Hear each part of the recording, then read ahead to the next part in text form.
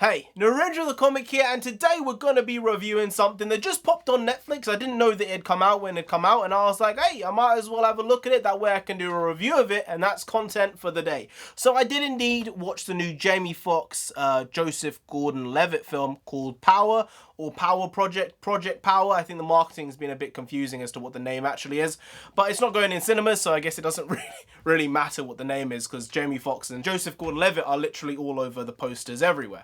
Online, that is, because man's not stepping outside. I'm not going outside very often, very rarely. Supermarket is the extent, and even that is rare. So the film itself was a good mid-budget type of movie. It was an action film. There was a plot there. It was pretty see-through, but at the end of the day, I don't expect the level of work of Scorsese or James Cameron from a Netflix production.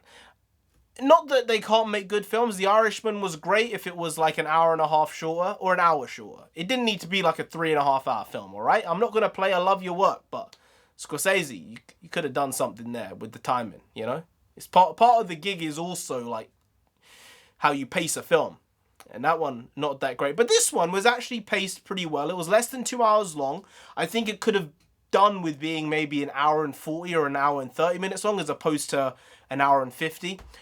I think the pacing was good. I think the story was... There was a story, which is better than Six Underground, which for me was a fun film, but didn't really have much going on underneath what was happening on screen. At least here in this film, there was a lot of character motivation. It was very strong with Jamie Foxx. Even Joseph Gordon-Levitt's character, I'm going to say JGL's just because it's easier to say. Even JGL's character had a motivation, a character structure to him and where he wanted to go from where he was. And I think that is essentially what pushed the film. I think those two characters were by far the best constructed, the best written, the best acted, and yes, they were acting with, essentially, for all intensive purposes, a newbie. So when you have like Jamie Foxx and JGL, I'm gonna keep that one for future note, you know, acting beside you, it just helps the entire production, because somehow Joseph Gordon-Levitt, I'm gonna say, go back, JGL, brings something out of a scene which just isn't there. I've said it before, and I'll say it again. I think I may have said it. I know there's a lot of saying and speaking going on. About 3 years ago, I made a video about who you could model your career on as an actor if you could. And he was in my top 3 people. I think he is just an incredibly talented actor. I think he puts a lot into it. He helps other people where he can as well, which is great. But I think him as an actor, he is so underrated, I think. See, people just don't give him the credit he deserves, in my opinion. He pulls a performance out of absolutely anything and everything he's in. This was no different, especially when he's acting against someone like Jamie Foxx, who they didn't have that many scenes together, but come the final third of the film, they actually had very good chemistry, in my opinion. There was something there, and they gave an interesting dynamic when they were on screen together. The story overall, well, I'm going to spoil it, okay? I'm going to spoil it. Spoiler alert, this is going to be quick. Jamie Foxx, looking for his daughter, got stolen by some bad guys. Not really overall bad guys, but still very bad guys, because Jamie Foxx initially was actually helping the bad guys, seemingly, to create a super drug, which basically makes you super powered. That's what was going on. And then the drug people sort of maybe went a bit too far, and then Jamie Foxx like, we need to escape, and then they just took the girl. Her and Jamie Foxx basically created the drug, I think, as far as I know. It wasn't super clear, but it was pretty clear. They didn't slap you around the face with it. It was like, this is what's going on. But it sort of left me at different points being like, wait, is that what's going on? Could have been a bit clearer. But I think we got the point. Bad guys, good guys, morally grey guys.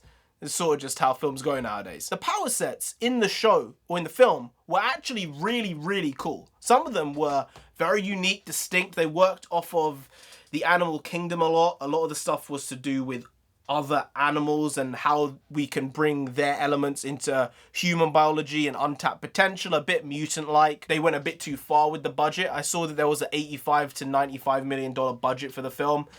I think that's probably a bit too excessive. I think in most cases it probably could have been made for less than 60, if not less. Netflix need to control their spending a little bit, because I don't see why a film like this needed to cost $100 million.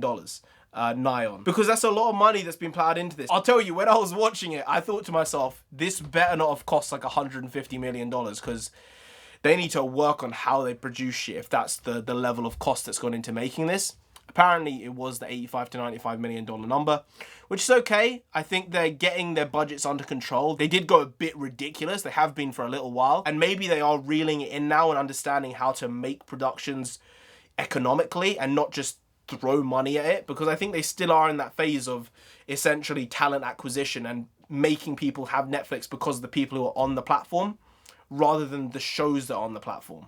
Like, The Rock just announced he's making a Netflix show or Netflix film with Ryan Reynolds, and apparently they're being paid like 20+ milli each. Gal Gadot's in that film as well. Maybe she's getting paid between 10 and 20 milli as well. That budget is going to be hundreds of millions of dollars. And they're not going to recoup that money from a theater. It's all from subscription. So the model is very unique. I'll get into maybe the business side of Netflix and the monetary side of it, because I think that there's stuff to be said there. But I think they're getting better at making films, and I think that's a good thing for the industry. It's a good thing. It's more opportunities for everyone else. I think the main girl in this, I'll have to be fair, was the worst part of the film. Not that she was shit. She was just bad.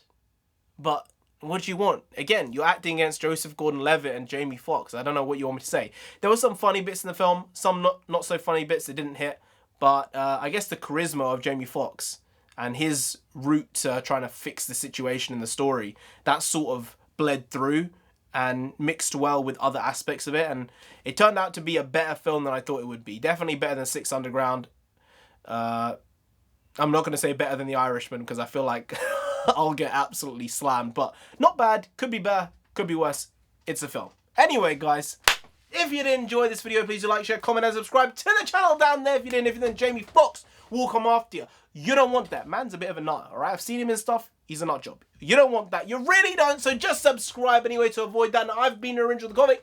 You've been great. And I'll see you next time. That's tomorrow. If you don't know, make a video every single day. Been doing it for over 2 years now, and we ain't stopping till we get to 10,000 subscribers. So do come back in tomorrow for some more quality shitty content, because we're hashtag never not here. I'm recording this super quick because my camera's running out of battery. See you tomorrow. I'll be here again with some more quality shit. See you then. Skadoosh.